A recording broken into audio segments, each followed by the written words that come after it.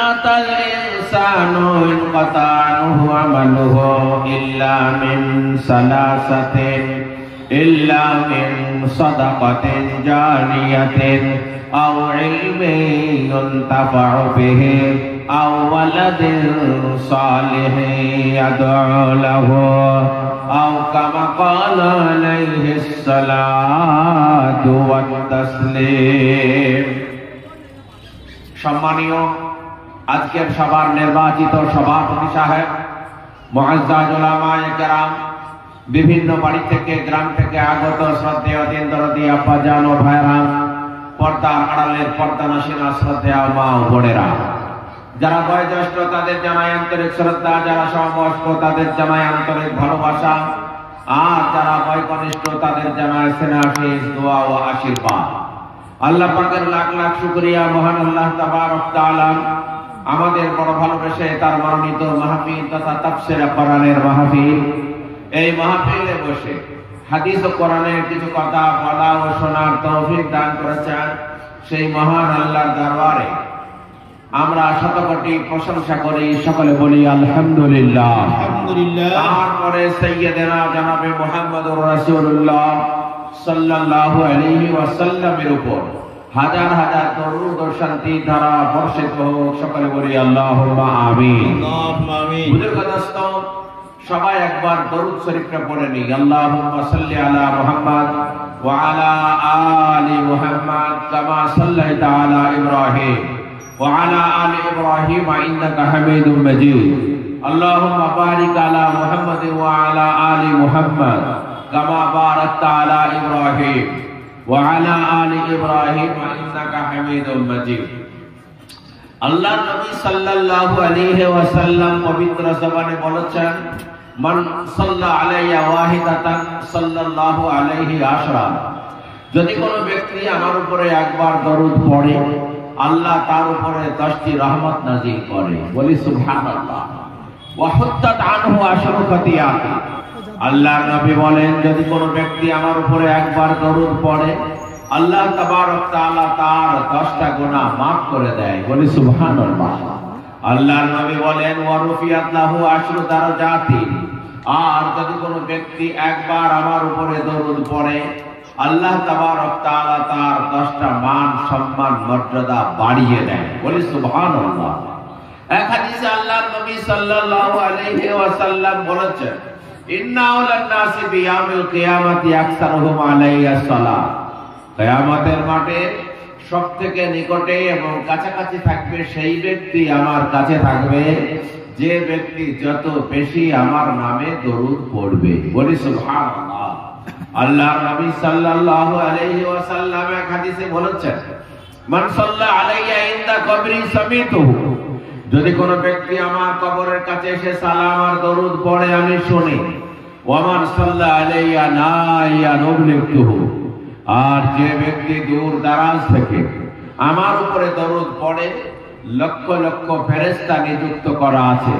ফেরেশতারা তাদের দরুদ আমার কাছে তাদের নাম নিয়ে, তাদের বাবার নাম নিয়ে, তাদের গ্রামের নাম নিয়ে তাদের দরুদ শরীফ আমার কাছে পৌঁছে দেয়। বলি সুবহানাল্লাহ। সুবহানাল্লাহ। আল্লাহর নবী সাল্লাল্লাহু আলাইহি ওয়াসাল্লাম পবিত্র জবানে বলেছেন, ইন্না লিল্লাহি মালাইকাতান সাইয়্যাহিনা ফিল আরদ ইউবাল্লিগুনি মিন উম্মতি আসসালাম। আল্লাহ তাবারক তাআলার কতগুলো ব্রাহ্মমান ফেরেশতা আছে, তাদের কাজই হলো কোথায় দরুদ হচ্ছে দেখা। যারা এই দরুদ পড়ে তাদের দরুদ সঙ্গে সঙ্গে আমার কাছে পৌঁছে দেয়। দরুদ হলো নুনের মতো। এ বাবা, তরকারি রান্না করবেন, ঝাল দেবেন, হলুদ দেবেন, তেল দেবেন, গরম মশলা দেবেন, আদা দেবেন, রসুন দেবেন, পেঁয়াজ দেবেন। যদি নুন না দেন খাওয়া যাবে? তো নুন যদি না হয় খাওয়া যাবে না। তেমনি যে কোনো ইবাদতে যদি দরুদ না থাকে তা আল্লাহর কাছে পৌঁছাবে না। এক হাদিসে আল্লাহর নবী বলেছেন, ইন্নাদ দুআ মাওকুফুন বাইনাস সামাই ওয়াল আরদ লা ইয়াসআদু মিনহা শাইউন ইল্লা সাল্লা আলা নবিয়িকা সাল্লাল্লাহু আলাইহি ওয়াসাল্লাম। আল্লাহ তাবারক তাআলার বান্দা নবীজি বলছেন, প্রত্যেকটা মানুষের দোয়া আসমান এবং জমিনের মাঝখানে টাঙানো থাকে। যতক্ষণ আল্লাহর নবীর উপরে দরুদ না পড়া হয় বান্দার দোয়া আল্লাহর কাছে পৌঁছায় না। বলি সুবহানাল্লাহ। এই জন্য সর্বপ্রথম বিশ্বনবী সাল্লাল্লাহু আলাইহি ওয়াসাল্লামের নামে দরুদের নজরানা পেশ করা হলো। তারপরে গঙ্গাপুরের লোককে বলবো, সন্ধ্যা হয়েছে, আমাদের 5টাতে সন্ধ্যা হয়ে যাচ্ছে, এখন 5:30টায় উঠলাম, এখন প্রায় 5:45 বাজছে, এখনো পর্যন্ত মজলিসে লোক নাই। যদি বলা হতো পুরুলিয়ার মাস্টার হেড মৌলানা না উঠে ঠিক 5:30টার সময় নায়িকা উঠবে, সিনেমার নায়িকা, খেলার নায়ক আসবে, পার্টির নেতা আসবে, তোমরা 5:30টার সময় পৌঁছে যাবে, দেখা যেত এতক্ষণ মজলিসের জায়গা দেওয়া যেত না। টিকিট কেটে লোকে ভিড় করত, টাকা দিয়ে এসে ভিড় করত। আর মৌলবি আসবে তো ও মৌলবি কত দেখা যায়, আমাদের কাছে কাছে ঘোরে, ওদের দরকার না। গান বাজনা, থিয়েটার, যাত্রা, এইরকম মজলিস শুনতে আমরা অভ্যস্ত। মদের মজলিস, গাঁজার মজলিস, তাসের মজলিস আমরা ভিড় করি, কিন্তু এই মজলিসে আসতে মন যায় না। এ বাবা, ওগুলা সব মদের মজলিস, ওগুলা শয়তান আপনাদেরকে ধরার জন্য চার ফেলেছে, আর এ হলো দুধের মজলিস। কিন্তু দুধ তো আমাদের খেতে মন যায় না, আমরা মদের দোকানে ভিড় করি। দেখবেন আজও মদওয়ালা দোকান করে দোকানে ডাঁটসে বসে থাকে, আর লোক যায় পায়ে হেঁটে তার কাছে কিনে খায়, আর দুধওয়ালাকে বাড়ি বাড়ি দিয়ে বেড়াইতে হয়। ঠিক না বে ঠিক বললো? দুধওয়ালাকে ঘরে ঘরে দরজায় দৌড়ায় যেতে হয়। দুধের মর্যাদা আমরা বুঝে নেই, তাই বলছে দুধ বেড়ায় অলি গলে, এ দুধ বেড়ায় অলি গলে, তারে কেউ খাই না, আর মদের দোকানে ভিড়ে ঠেলে ঠেলা যায় না।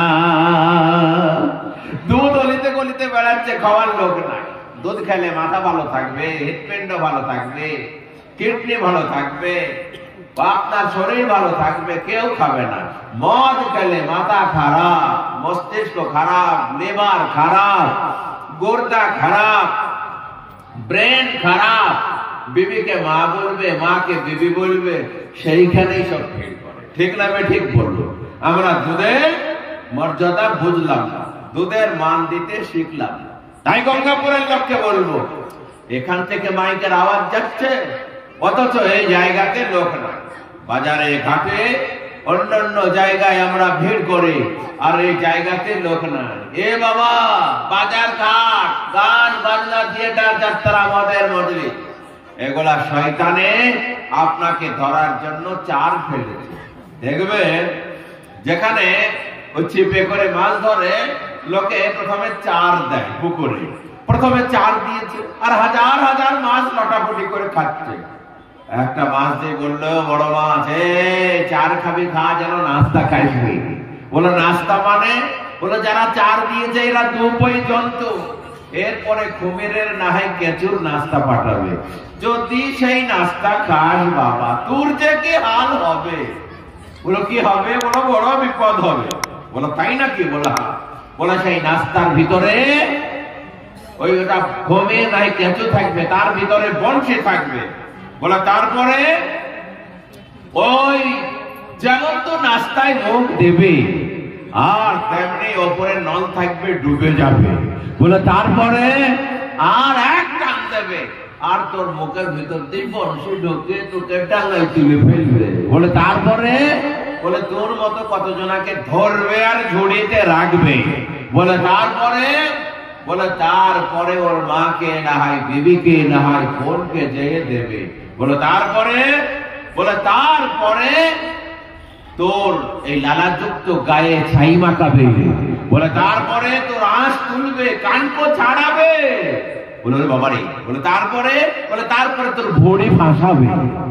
বলে তারপরে তোর পাখা গোলা কাটবে, লেজ কাটবে।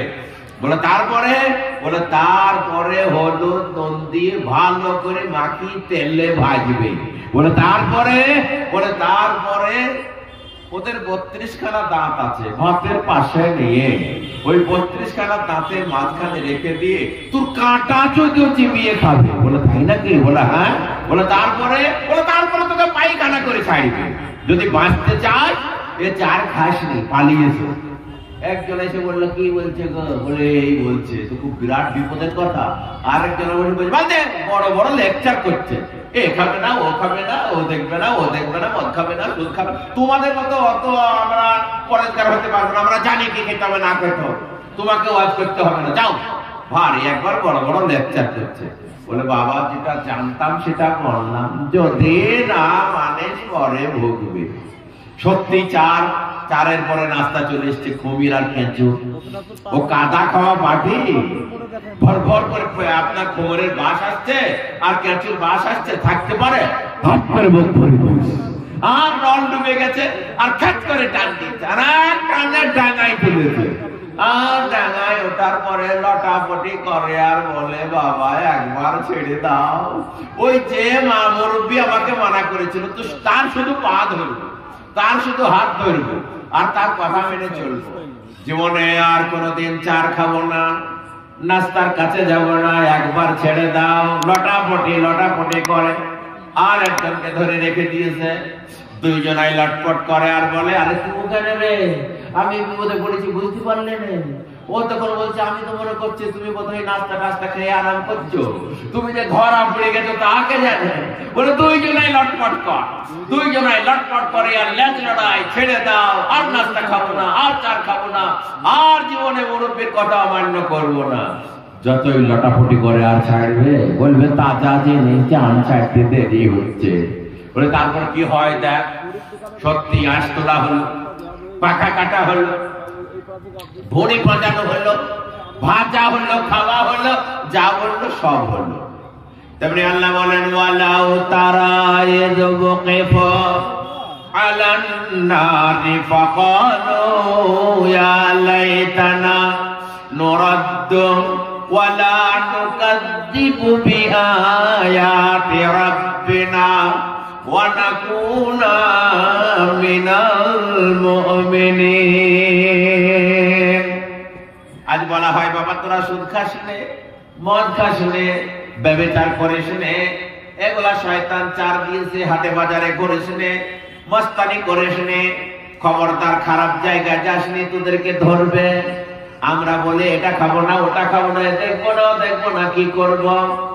যেদিন ধরা পড়ে যাব, কবরের রাজা আবার কবরের শেখ আমাদেরকে দিয়া হবে, তখন তারা বলবে নুরাদ্দু ওয়ালা নুকাযযিবু বিআয়াতি রাব্বিনা, আমাদের একবার ফেরত দেয়া হোক, আর জীবনে শয়তানের চাল খাবো না, শয়তানের কথা শুনবো না, আলেমদের কথা শুনবো, হাজী গাজীদের কথা শুনবো, মৌলানাদের কথা শুনবো।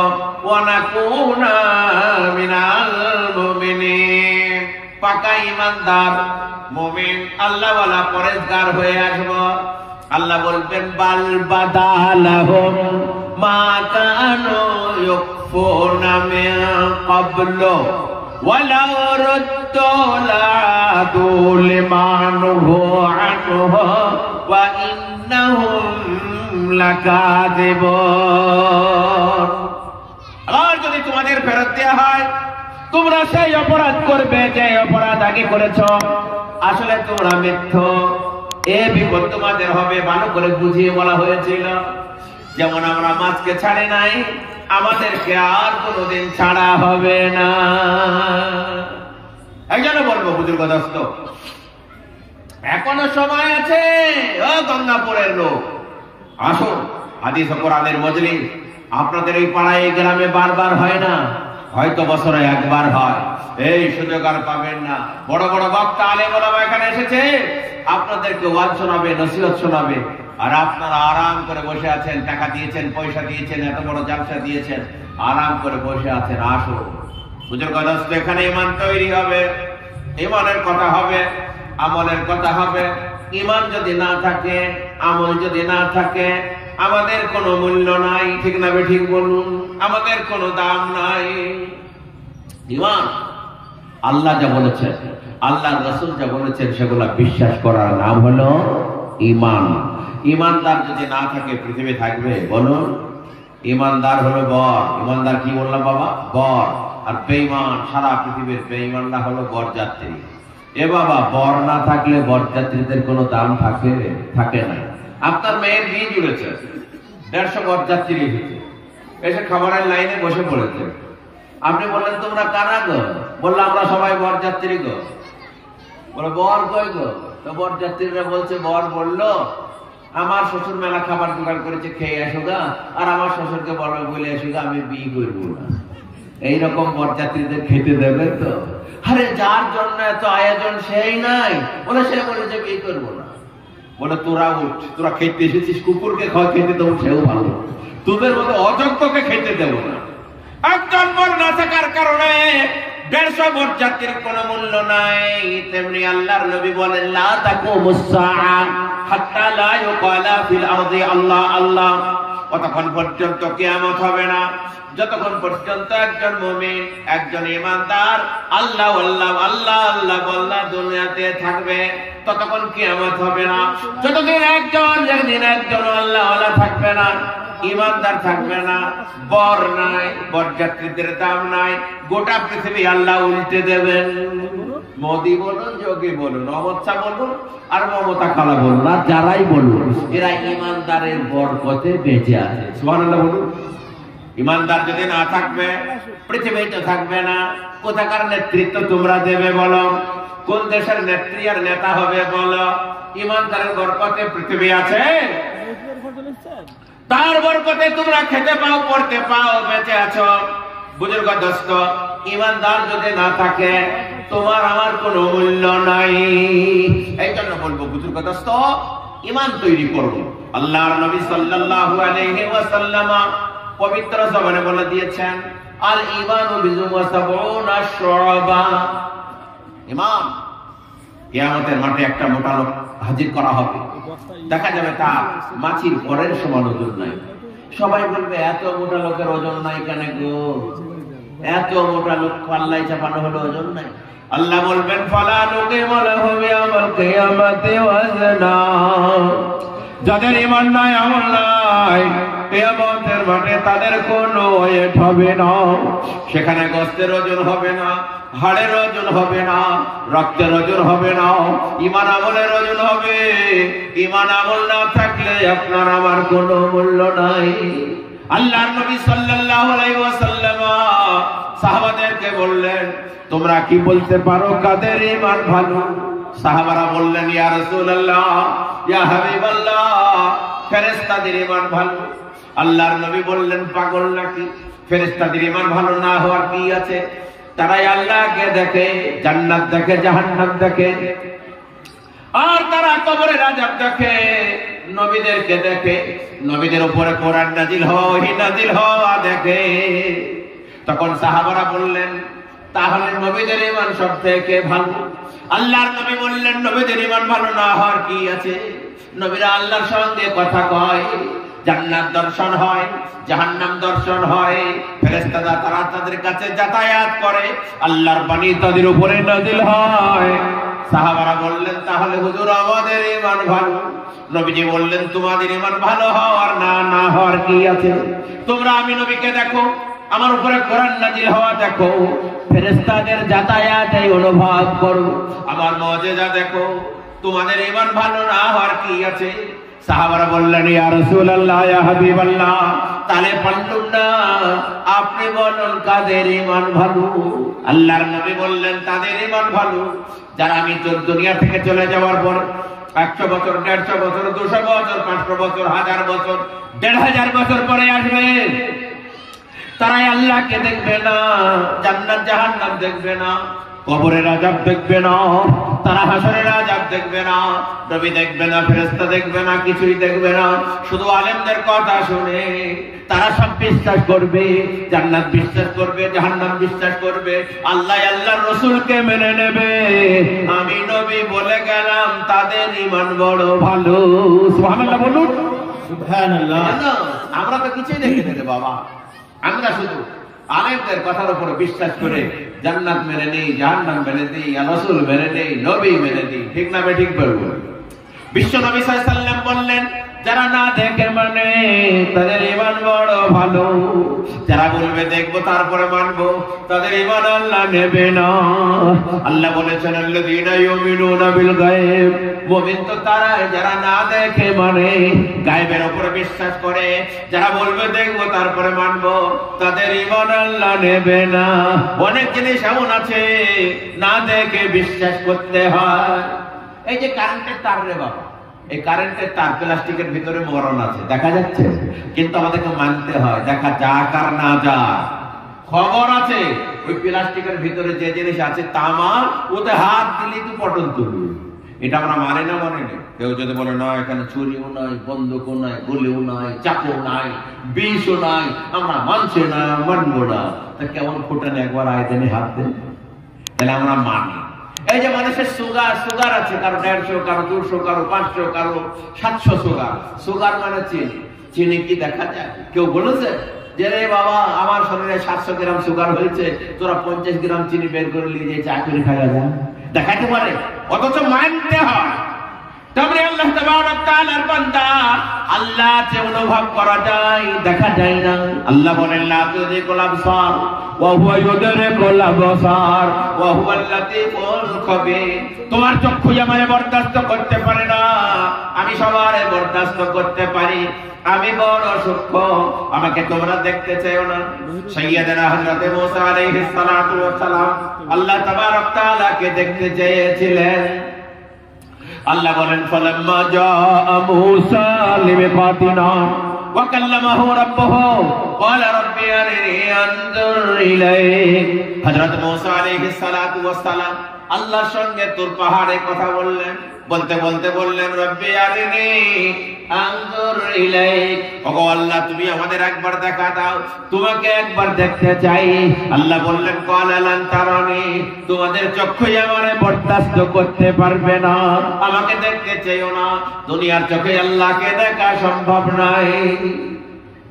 বলো আল্লাহ একবার দেখাও, আমার উম্মত তো মানছে না না দেখে। আল্লাহ তাবারক তাআলা বললেন ওয়ালাকিন যুরিলাল জাবাল ফাইন ইসতাকাররা মাকানাহু ফাসাউফা তারানি, আমাকে দেখার আগে আমার নূরের তাজাল্লি তুর পাহাড়ে নিক্ষেপ করব। যদি পাহাড় বরদাস্ত করতে পারে তাহলে আমাকে তুমি দেখতে হিম্মত করো। বলো তাই হোক, মানুষের হিম্মত কত। ফালাম্মা তাজাল্লা রাব্বুহু লিল জাবালি জাআলাহু দাক্কা, আল্লাহ তাবারক তাআলা তার নূরের তাজাল্লি যেমন তুর পাহাড়ে দিয়েছেন, তোর পাহাড় চূর্ণ বিচূর্ণ হয়ে গেল। ওয়া কাররা মূসা সাইকা, হযরত মূসা বেহুশ হয়ে পড়ে গেলেন, আর হুঁশ নাই, যেন মরে গেছেন। ফালাম্মা আফাকা, হযরত মূসাকে আল্লাহ হুঁশ দিলেন। হুঁশ আসার পরে বললেন সুবহানাকা তুবতু ইলাইক ওয়া আনা আউয়ালুল মুমিনিন, আল্লাহ আমি দেখবো বলে ভুল করেছি, তওবা করছি। ওয়া আনা আউয়ালুল মুমিনিন, আমি হলাম প্রথম ঈমানদার। এই জন্য দুনিয়ার চোখে আল্লাহকে দেখা সম্ভব নয়, না দেখে বিশ্বাস করতে হয়। যারা বলবে দেখবো তারা পাগল, এর চোখ বরদাস্ত করতে পারবে না। সাহাবারা বললেন ইয়া রাসূলুল্লাহ, ইয়া হাবিবাল্লাহ, ইয়া নবী আল্লাহ, তাহলে যে আল্লাহর আমরা ইবাদত করলাম সেই আল্লাহ কি একবার দেখবো না? আল্লাহ তাবারক তাআলার নবী বললেন অবশ্যই দেখবে। যারা আল্লাহকে না দেখে মানে, আল্লাহকে না দেখে বিশ্বাস করে, জান্নাতে তাদেরকে আল্লাহ দেখা দেবে। সাহাবারা বললেন ইয়া রাসূলুল্লাহ, ইয়া হাবিবাল্লাহ, কি করে দেখবো? যদি আল্লাহ বার হয়ে যায় কোটি কোটি মানুষের সামনে, সামনের লোক দেখতে পাবে, পিছনের লোক দেখতে পাবে না। হোড়ে হোড়েতে ভিড়ে ভিড়ে কেউ মাজা ভাঙবে, কোমর ভাঙবে, কেউ হাত ভেঙে ফেলবে। আল্লাহকে সবাই মিলে কি করে দেখবো?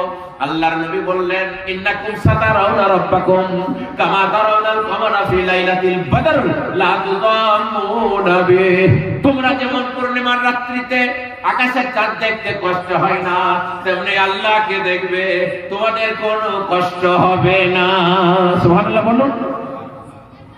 এই জন্য আল্লাহকে দেখতে চাইলে পরে এখন না দেখে বিশ্বাস করতে হবে। এক পীর সাহেব এরকম ওয়াজ করছে, তাক মডাল উঠে বলছে মৌলভী সাহেব আমরা আল্লাহকে না দেখে মানছি না, মানবো না, মানছি না, মানবো না। পীর সাহেব দেখলে যে বিরাট ঘটনা, মানবে না তো। বলে তাহলে এক কাজ করো, তোমরা আমার ঘরে এসে হুজরায় এসে তোমাদেরকে আমরা আল্লাহকে দেখাবো। হাজার হাজার লোক পীর সাহেবের বাড়ি চলে গেছে আল্লাহকে দেখার লেগে। পীর সাহেব বলল, বাবা এত লোককে দেখানো যাবে না। আলহামদুলিল্লাহ, ঠান্ডা লেগেছে। এত লোককে তো দেখানো যাবে না। তোমরা এক কাজ করো, তোমাদের যে মডেল, তোমাদের যে প্রধান, তোমাদের যে নেতা, তাকে নির্বাচিত করো আর তাকে আমার সামনে আসতে বলো, তাকে দেখাবো। সে যদি বলে দেখেছি, মানবে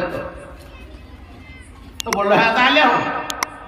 আমাদের মডেল যদি বলে এসে যে আমি আল্লাহকে দেখে আসলাম, আমরা মেনে নেব। পীর সাহেব সবগুলাকে এক জায়গায় করেছে। সবাইকে বললো তোরা বাইরে দাঁড়া, মডেল ঢোক। মডেলকে ঘরে ঢুকিয়ে যায় নামাজের সামনে পীর সাহেব বলছে এখানে আল্লাহকে দেখা যায়, দেখ জানি। মডেল তাকিয়ে তাকিয়ে দিয়ে বলছে কই দেখতে পারলেন না তো, কই দেখতে পাচ্ছে না তো। পীর সাহেব কিন্তু বাজে কথা বলেনি। আল্লাহর নবী বলেন তা'বুদাল্লাহ কান্নাকা তারাহু, তোমরা আল্লাহর ইবাদত করো এমন ভাবে যেন আল্লাহকে দেখছো। যদি আল্লাহকে দেখতে না পারো, ফাইল্লাম তাকুন তারাহু ফাইন্নাহু ইয়ারাকা, যদি আল্লাহকে দেখতে না পাও এটা ভেবো আল্লাহ তোমারে দেখছে। সেই রকম ভাবে পীর সাহেব বলল যাই নামাজের সামনে দেখো, ও দেখতে পাই না। পীর সাহেব খুব চালাক ছিল। পীর সাহেব তখন মডেলকে বলছে, মডেল একটা কথা বলতে ভুল হয়ে গেল। বলো কি কথা গো? বলে যদি কারো জন্মের দোষ থাকে সে কিন্তু আল্লাহকে দেখতে পাবে না। মরণ করেছে এবার ফেরে, মরণ দেখছে। এখন যদি বলে আমি দেখতে পাইনি তাহলে তো আমার মায়ের বদনাম হয়ে যাবে, বোধহয় গলমাল করেছে। ও তখন বলছে দাঁড়ান চশমাটা বের করি। চশমাটা বের করে বলছে হ্যাঁ আমি দেখিয়েছি। বলে এবার বলগা গাথা, বলগা। তো বাবা যারা এই চোখে বলবে দুনিয়ার চোখে আল্লাহকে দেখবো, তাদের গলমাল আছে। বুঝতে পারলে না পারলেন? আল্লাহ বলেন লা তুদরিকুল আবসার ওয়া হুয়া ইউদরিকুল আবসার ওয়া হুয়াল লাতীফুল খাবীর। তোমাদের চক্ষু আমারে বরদাস্ত করতে পারে না, আমি সবারে বরদাস্ত করতে পারি। আমি বড় সূক্ষ্ম, আমাকে তোমরা দুনিয়ার চোখে দেখতে চাও না। আমি যা বলছি তোমরা মেনে নাও। আল্লাহ বলছেন আল্লাযীনা ইউমিনুনা বিল গায়ব ওয়া ইউকিমুনাস সালাতা ওয়া মিম্মা রাযাকনাহুম ইউনফিকুন। মুমিন তারাই যারা আল্লাহকে না দেখে বিশ্বাস করে, ওয়া ইউকিমুনাস সালাতা, আর তারা নামাজ কায়েম করে, ওয়া মিম্মা রাযাকনাহুম ইউনফিকুন, আমি যা তাদের সম্পদ দিয়েছি তার থেকে আল্লাহর রাস্তায় খরচ করে।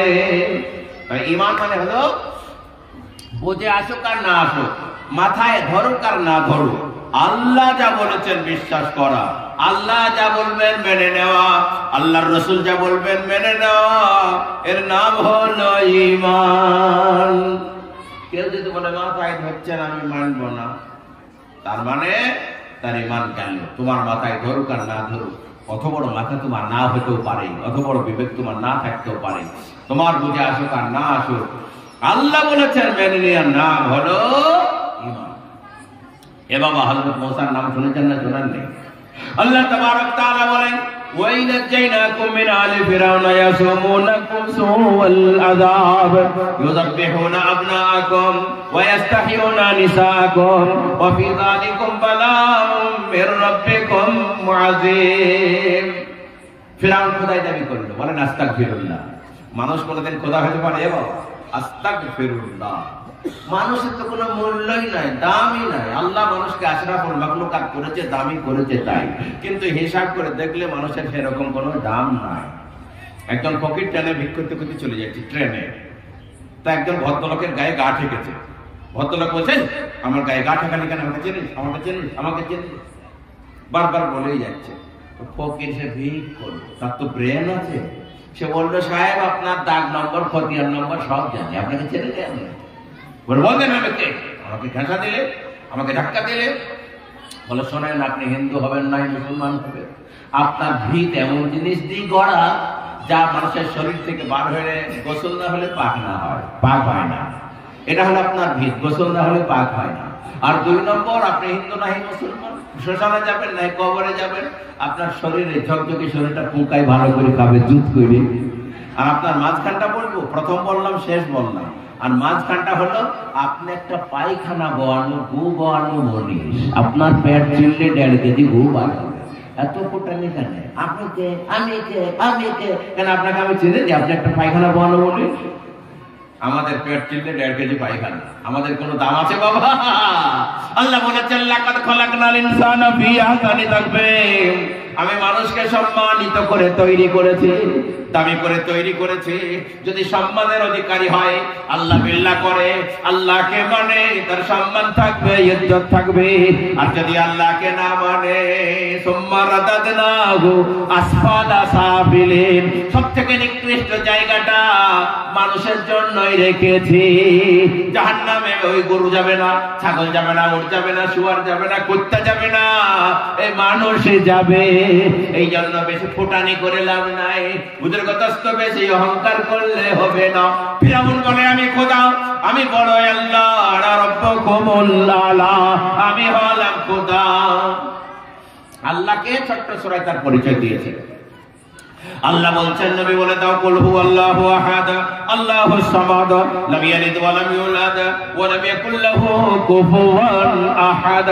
আল্লাহ বলছেন নবী বলে দাও কুল হুয়াল্লাহু আহাদ, আল্লাহ হলেন এক, আল্লাহুস সামাদ, আল্লাহ বেনিয়াদ, লাম ইয়ালিদ ওয়া লাম ইউলাদ, আল্লাহ কারো পিতা নন, আল্লাহ কারো পুত্র নন, ওয়া লাম ইয়াকুল লাহু কুফুওয়ান আহাদ, আল্লাহর সমতুল্য পৃথিবীতে কিছুই নাই। তিনি হলেন আল্লাহ।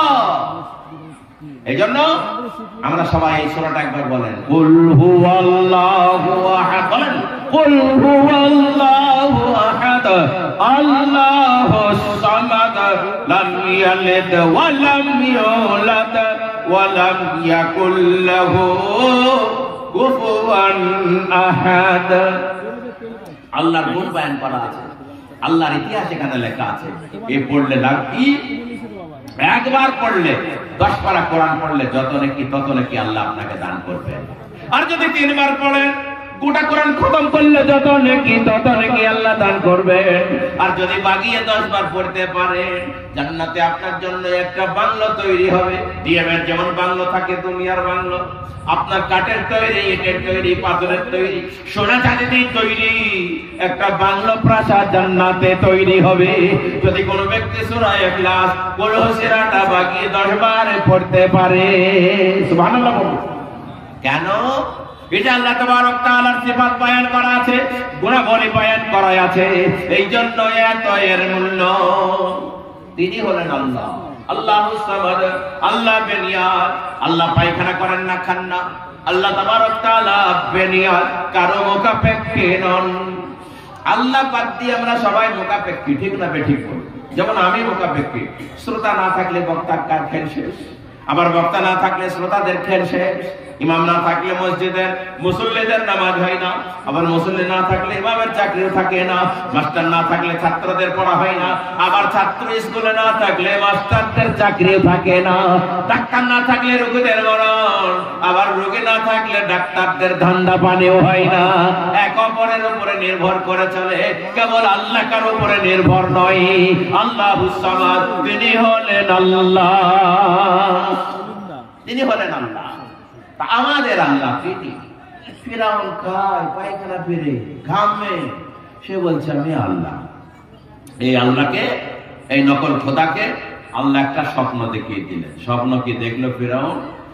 একটা ছোট্ট ছেলে স্বপ্নে ওই ফিরাউনের গলা টিপে ধরেছে। আর ফিরাউন খোদার কাছে আর লড়তে পারে না, চড়তে পারে না, ধমলিক গেছে, যায় যায় অবস্থা। কোন রকমে গলাটা ছেড়ে দিয়ে বেঁচে চেতন হয়ে খোদার মুখ ধড়ফড় করতে লেগেছে। রে বাবা রে, কি খারাপ স্বপ্ন গো, কি বাতাল স্বপ্ন গো, কি সর্বনাশ হলো। আমাকে একটা ছেলে গলা টিপে ধরলো। এ স্বপ্নের মানা কি? এক স্বপ্নে খোদা কায়দায় পড়ে গেছে। খোদা তখন বলছে জ্যোতিষীরা ওই কাহিনটাকে বড় বড় গণককে ডাক। বড় বড় গণকার জ্যোতিষকে ডাকলো, ডাকার পরে বললো আমি বড় বেকায়দা স্বপ্ন দেখেছি, তোমরাই আমার স্বপ্নের ব্যাখ্যা করে দাও না, আমি বোধহয় আর বাঁচবো না। তুমি যে খোদা গো, কাঁদছো কেন গো? বড় বড় বেকায়দা স্বপ্ন। বলো কি স্বপ্ন? বলে আমি যেন দেখছি একটা বাচ্চা ছেলে আমার গলা টিপে ধরেছে, আর আমি নড়তে পারছি না, আমার যাই যাই অবস্থা। জ্যোতিষীরা ভালো করে খাইয়ে দিয়ে বলল, বাবু এই বনি ইসরাইল বংশে, মুসা নবীর বংশে একটা, মুসা তো নবী হয়নি তখন, বনি ইসরাইল বংশ, বনি ইসরাইল বংশে একটা বাচ্চা জন্ম নেবে, ওই বাচ্চাটা আপনার ধ্বংসের কারণ হবে, আপনাকে এমন টিপা টিপে ধরবে আপনার বাবার দিন নাই নড়ার, আপনার ধ্বংসের কারণ হয়ে যাবে। এখন যদি বুদ্ধিমান হতো তাহলে বলতো তওবা তিল্লাহ করে, আস্তাগফিরুল্লাহ বলি, আল্লাহ বিল্লাহ করে, আল্লাহর কাছে ক্ষমা চাই, করতো না? করতো। কিন্তু শয়তানটা শয়তান হয়, শয়তান বললো ওই বংশে আর বেটা ছেলে আমি দুনিয়াতে আসতেই দেবো না। বলেন আস্তাগফিরুল্লাহ। বলো কি করবো? বলে ওদের যত বেটা হবে হওয়ার সঙ্গে সঙ্গে জবাই করব, স্বামী স্ত্রী একসঙ্গে মেলামেশা করতে দেব না, পিটি হলে ছেড়ে দেব। আল্লাহ তাবারক তাআলা বলছেন, ওয়াইদা জাইনাকুম মিন আলি ফিরাউন ইয়াসুমুনাকুম সুআল আযাব, আমি ফিরাউনের অত্যাচার থেকে ও বনি ইসরাইল তোমাদেরকে নাজাত দিয়েছিলাম।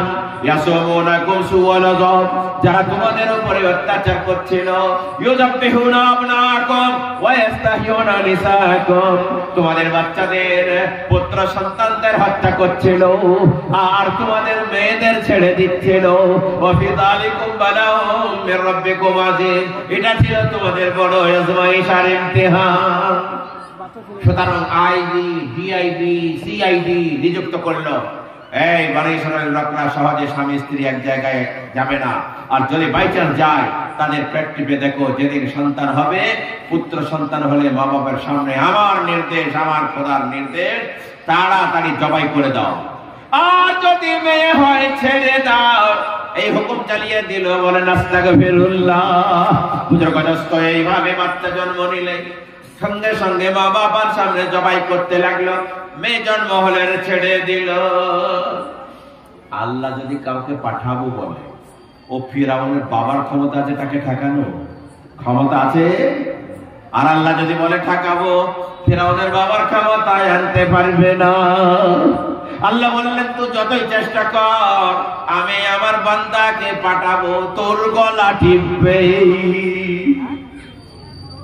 ফিরাউনের গেটে একজন গেটম্যান থাকে, তার নাম ইমরান। দীর্ঘদিন বাড়ি আসে, ওই বনি ইসরাইল বংশের। তার স্ত্রীর নাম ইউখদ। ইউখদ যে বলতে, হ্যাঁ গো, তুমি আমার স্বামী, রাত দুটোর সময় যে স্বামী, আমার বাড়ি যাও না কেন? আমার হক নাই, আমাকে বিয়ে করেছো, বলেই বকেই নে, বকেই নে। এখনই তোর সাথে মিলামেশা করবো, আর তোর পেটে সন্তান আসবে। পুত্র সন্তান হলে গলা টিপে মেরে দেবে। কি করে সহ্য করবো বল? এই জন্য তোর ধারে কাছে যাইনি। ইউখদ বিবি বলে, সব আমি মানি না, ফিরাউন মানি না। মেয়ে ছেলে তো মেয়ে ছেলেই হয়। বুজুর্গদস্ত, যদি আমার সঙ্গে তুমি শারীরিক সম্পর্ক না করো, আমি চিল্লাবো, আমি চেঁচামেচি করবো। বলো চিল্লাশিনি ধরা পড়ে গেলে মার খাবো। ওই রাজ দরবারের গেটে আর ইউখদের সাথে ইমরানের স্বপ্নার মিলন হয়ে গেল, শারীরিক সম্পর্ক হয়ে গেল। আর তার মাঝখানে আল্লাহ তাবারক তাআলা ইমরানের ঔরসে ইউখদের পেটে মুসাকে পাঠিয়ে দিলেন। সুবহানাল্লাহ বলুন। আল্লাহ বলে, তুই ঠেকাবি, তোর গেটেই আমি পাঠাবো, কি করবি কর। বুজুর্গদস্ত, আল্লাহ তাবারক তাআলার পিয়ারা বান্দা মুসা নবী মায়ের পেটে আস্তে আস্তে বড় হচ্ছে। আস্তে আস্তে বড় হতে হতে বুজুর্গদস্ত 9 মাস 10 দিন, 10 মাস 10 দিন পেটে হয়ে গেল। সবাই আসে, আইবে আর ডিআইবে, আর মনে মনে করে মেয়েটার পেটে তো কোনো বাচ্চা নাই, যেমন কিছু বোঝা যায় না। সবাই দেখে আর ঘুরে যায়, বাড়ি বাড়ি যাচাই বাছাই হয়, কার বাড়িতে সন্তান আছে, কার পেটে সন্তান আছে, কার ছেলে হবে মেয়ে হবে, জবাই করতে হবে। এইভাবে অত্যাচার চলছে। বুজুর্গদস্ত হযরত মুসা আলাইহিস সালাতু ওয়াস সালাম ঠিক সময় দুনিয়াতে আগমন করলেন। যাদের মতো চেহারা, টকটকে চেহারা, আসলো। দেখছে পাশের বাড়ি খোঁজাখুঁজি চলছে, বালিশ কাতার ভিতরে মুসাকে লুকিয়ে দিল। লোকজন আসলো, মুসার মা লাটাপাটি নিয়ে শুয়ে আছে। বললেন, মেয়েটা বোধহয় অসুস্থ হবে, শুয়ে আছে, একে জ্বালাতন করে লাভ নাই। আল্লাহ হলেন অন্তরের মালিক, আল্লাহ যদি বাঁচাই তারে মারে কে? ঘুরে চলে গেল। সেদিন কার মতো রিহাই পেয়ে গেল। মুসা নবীর মা বলছে, আজকের মতো না হয় রিহাই পেলাম, এরপরে যদি আমাকে ধরে ফেলে আর রিহাই দেবে না, এখন কি করব বলো? আল্লাহ তাবারক তাআলাকে বললেন, আল্লাহ বলো আমার এই বেটাকে কি করে বাঁচাই বলো। আল্লাহ বললেন, ওয়াহাইনা ইলা উম্মি মুসা আনারজিহি ফাইদা খিফতি ফালকিহি ফিল ইয়াম্মি ওয়ালা তাখাফি ওয়ালা তাহজানি ইন্না রাদুহু ইলাইকি ওয়া জাইলুহু মিনাল মুরসালিন। এই মুসলমান, এক কাজ করো, তুমি যদি তোমার বাচ্চাকে কোলে করে দুধ খাওয়াইতে চাও তাহলে আমি নির্দেশ দিচ্ছি তোমার বাচ্চাকে একটা বাক্স তৈরি করে সমুদ্রে ভাসিয়ে দাও। হযরত মুসার মা বলছে, আল্লাহ ভেসে গেলে তো চলেই গেল, আমি তার পেলাম না। বলে তোকে অত কায়দা করতে হবে না, বুজরুকি করতে হবে না, আমি যা বলছি তাই শোন। যদি কোলে করে মুসাকে দুধ খাওয়াইতে চায়, এখন মুসার মা যদি বলে আমি ফেলবো না, তাহলে বিপদ হবে না? হবে না? আমাদের বুঝে আসুক আর না আসুক, আমাদের মাথায় ধরুক আর না ধরুক, আল্লাহ যা বলছে তাই মানতে হবে। বুঝতে পারলেন না? পারলেন?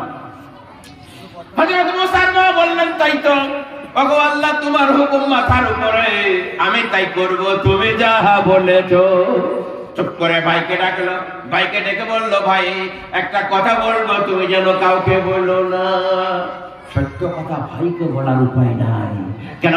ফেরাউন বলে রেখেছে, যদি কারো বেটা ছেলে হয় বলে দিতে পারো 10,000 টাকা পুরস্কার। ওই পুরস্কারের আশায় সবাই বলে দেবে। হযরত মুসার মা মনে করছেন ভাই যদি আবার বলে দেয়, তাই ভাইকে শপথ করে নিয়ে বললো, ভাই গো, তোমাকে একটা কথা বলবো, কাউকে বললো না। ভাইয়ের ভাই, ভাই বোনের ভাই, তাই বললে কি হচ্ছে বল?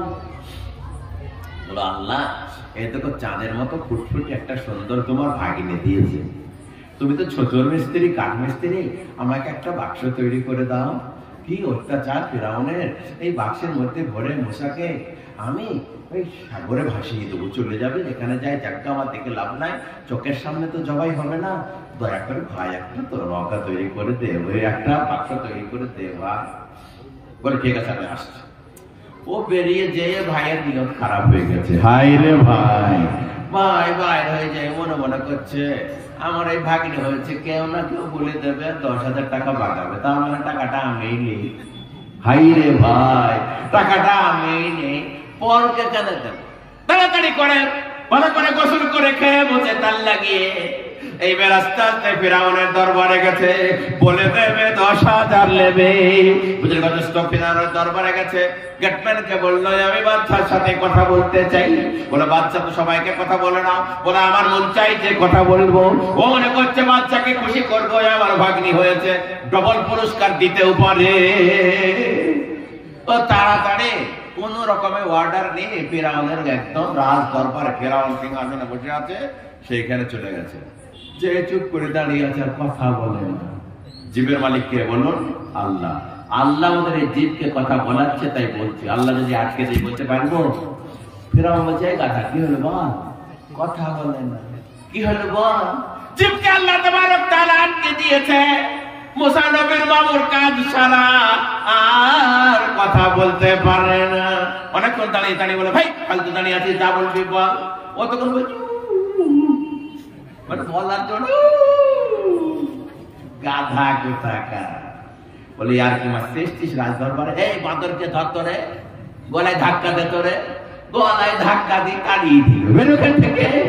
ও ধাক্কা টাক্কা খেয়ে বলছে, কি রকম হলো রে, এখন বলতে পারছি, আর তখন কাদায় মারলাম না। আরেকবার চেষ্টা করে আরো বোকা হয়ে গেল, পারল না। আল্লাহ বলছে, মুসাকে আমি হেফাজত করব, তুই কেন মারার ইরাদা করিস বল? বুঝলে কষ্ট, যখন ওখানে লাঞ্ছিত অপমানিত ঘৃণিত হলো, তখন বাড়ি চলে আসলো। বাড়ি চলে এসে বলছে, যদি কিছু উপার্জন করতে হয়, টাকা ইনকাম করতে হয়, তো বোনের কাছেই করি। বোনের কাছে বলছে, কেমন বাক্স তৈরি করতে হবে বলো? বলো, ভালো বাক্স তৈরি কর, যেন সহজে পচে না, পানি না ঢোকে, আর যেন পানির ভিতরে ডুবে না, এমন ভাবে বাক্স তৈরি করে দেবে। ভালো বাক্স তৈরি করে দিয়ে বোনের কাছ থেকে কিছু পয়সা বাগিয়ে নিল। রাতের অন্ধকারে বোন ওই বাক্সতে মুসাকে ভরে ওই মুসার একটা ছোট্ট বোন ছিল, নাম তার মারিয়াম। কি বললাম বাবা? তার বয়স হলো মাত্র 6 বছর, নাম তার মারিয়াম। 6 বছর বয়স হলে কি হবে? মারিয়ামের বুদ্ধি ছিল বহুত বেশি। মা বেটিতে দুইজন মুসাকে নিয়ে আপনার দরিয়ায় গেছে। নীল দরিয়ায় যে একবার ধরে আর একবার ছাড়ে। মায়ের জান, তাজা ছেলে সমুদ্রে কি সাগরে কি বাঁচাইতে পারবে গো? হাই হাই হাই, একবার ধরে একবার ছাড়ে, আবার ধরে আবার ছাড়ে। এইভাবে আপনার মারিয়াম বলছে, মা গো এভাবে তুমি দেরি করো না, যদি দেরি করো বিপদ হতে পারে। ফেরাউন যদি জানতে পারে সমূহ বিপদ হবে, তাড়াতাড়ি তুমি ছেড়ে দাও। ভোরবেলা হলে কেউ যদি দেখতে পারে বলে দেবে তোমারও জান যাবে, ভাইয়েরও জান যাবে, আমারও জান যাবে। আহা কি বুদ্ধি মারিয়াম! যেমন ছেড়ে দিল তালাটা লাগিয়ে সাত করে একদম শুতে নিয়ে চলে গেল। বলে চিৎকার করে কান্না করতে করতে বাড়ি চলে আসলো। আর বোনকে বলল, মোসার বোনকে বলল, فبصرت به أعجنبهم لا يشعرون। ওই আমার বেটি, আর চোখে দেখতে দেখতে যাবি সামনে রাজদরবার আছে ফিরাউনের। রাজদরবারটা যখন পার হয়ে যাবে চুপ করে পালিয়ে আসবে, তবে প্রকাশ্যে দেখবেনি। আর চোখে দেখতে দেখতে তো যা, অহলায় শুনুন, তুই যে দেখছিস ওরা যেন বলতে না পারে। এইভাবে দেখতে দেখতে মারিয়াম যাচ্ছে। যেতে যেতে যেতে যেতে সকাল হয়ে গেল। সকালে যে লাগবে তা লাগ, বাক্সটা ফিরাউনের রাজদরবারের মেন ঘাটে যেই লেগে গেল। যা ওদিকে সকালবেলায় বিবি আসিয়া আর ফিরাউন তাফরিক করতে এসেছে ফুল বাগানে, আর আপনার দরিয়ার কাছে একটু ঘোরাফেরা করতে এসেছে। এসে দেখছে নতুন বাক্স। বিবি আসিয়া বলল, ও ফিরাউন, ও আমার স্বামী, এত সুন্দর নতুন বাক্স, এই বাক্সের মধ্যে কি আছে দেখতে হবে। কোন অসম্ভব কথা, আমি হলাম খুদা, আমি হলাম বাচ্চা, আমি যদি বাক্স পোড়াতে যাই লোকে কি বলবে? বলে তোমার লোকটক সব চলবে না, আমি বিবি বলছি তোমাকে বাক্সটা কুড়াইতেই হবে। যত বড় বাবু বিবির কাছে কাবু, খুদাও কাবু, তাড়াতাড়ি দেবো। সবাই দুনিয়ার লোক, বিবির কথা চলে না চলে না। বাদশা আকবরের এক উজির ছিল, সে বলছে সবাই বিবির কথাই চলে। আকবর বলছে সবাই নিজের কথাই চলে। উজির বলছে বিবির কথাই চলে, বইয়ের কথাই চলে।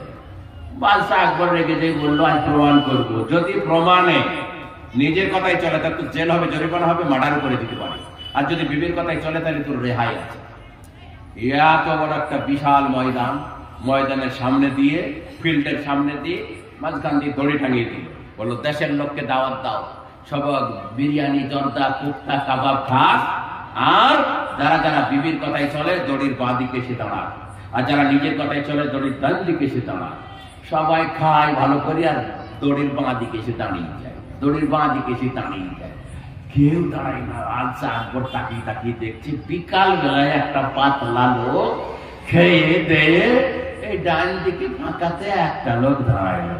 আকবর বলছে কি যে কি পুরস্কার দেবো, এই হলো হিম্মত। পাতলা লোক হতে পারে কিন্তু হিম্মত আছে। একেবারে দড়ির ডান দিকে দাঁড়িয়েছে, নিজের কথাই চলে। সবাইকে ছেড়ে দিই বলছে বাবা এ সবাই বাঁ দিকে দাঁড়াইলো, বিবির কথা চলে, তুমি ডান দিকে কেন? ও তখন বলছে হুজুর আপনি তো দেখছেন আমার অবস্থা খুব হালকা পাতলা দুটা লোক, আমি যখন আসি আমার বিবি বলেছে যেদিকে ভিড় হবে সেদিকে যেন যেও না, এই জন্য ফাঁকার দিকে আমি থাকলাম। বাবা সবাই কোন দিকে চলে? বিবির কথা। ফিরাউনের সেই দশা হলো। ফিরাউন বলছে না না আমি ধরবো না। বিবি আসিয়া বলছো চলবে না, তোমাকে ধরতে হবে, চলবে না, তোমাকে ধরতে হবে।